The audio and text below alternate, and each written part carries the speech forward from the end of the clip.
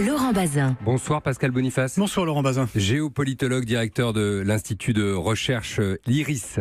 Emmanuel Macron dîne ce soir avec Donald Trump, on l'a dit tout à l'heure. Il va pas tarder à se poser aux États-Unis d'ici 3/4 d'heure maintenant, au premier jour de sa visite d'État.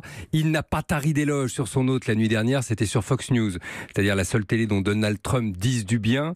C'est une opération de charme, et si oui, qu'est-ce qu'on a à y gagner ? Alors oui, c'est une opération charme qui a démarré d'ailleurs dès l'élection d'Emmanuel Macron. Tout de suite, le contact s'est bien passé à la surprise générale parce qu'ils sont opposés autant qu'on peut être opposé en termes de génération, de relation à l'autre, de conception de la nation et de la vie internationale. Mais les deux ont été des outsiders qui n'étaient pas attendus, donc ils ont tous les deux... Exactement ce qu'a dit Emmanuel Macron cette nuit. Des mavericks. Ils ont tous les deux tabulé le système, effectivement. Je crois que Macron est avant tout un réaliste. Il sait que Donald Trump est là, qu'il l'aime ou qu'il l'aime pas, qu'il est là pour au moins une grande partie de son mandat et peut-être aussi la deuxième partie, parce qu'il n'est pas exclu qu'il soit réélu. Donc, à quoi bon créer des querelles inutiles ? L'idée, c'est de finalement le couvrir de compliments, tout en gardant une ligne politique qui est la sienne et exprimer des divergences lorsqu'elles existent. Et il y a de nombreux sujets où elles existent. Donc on n'attire pas les abeilles avec du sel, mais avec du sucre. Voilà.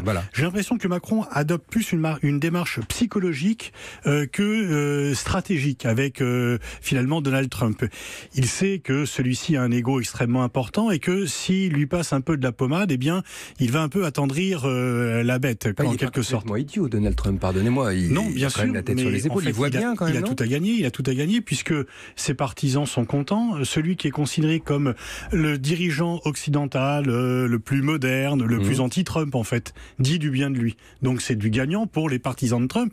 Alors cela ne va pas suffire, évidemment. On l'a vu, ça ne suffit pas à ce que Trump change d'avis sur des sujets importants, qu'il s'agisse de l'accord climat et voire le dossier le plus important aujourd'hui. Il y en a deux, c'est bien sûr les taxations sur l'acier et le dossier nucléaire iranien. Mais en même temps, il ne faut pas se faire d'illusions. Trump prend des décisions en fonction de son électorat, des décisions de politique intérieure et pas parce que un chef d'État avec lequel il aurait des bonnes relations lui dit qu'il est important de changer d'avis.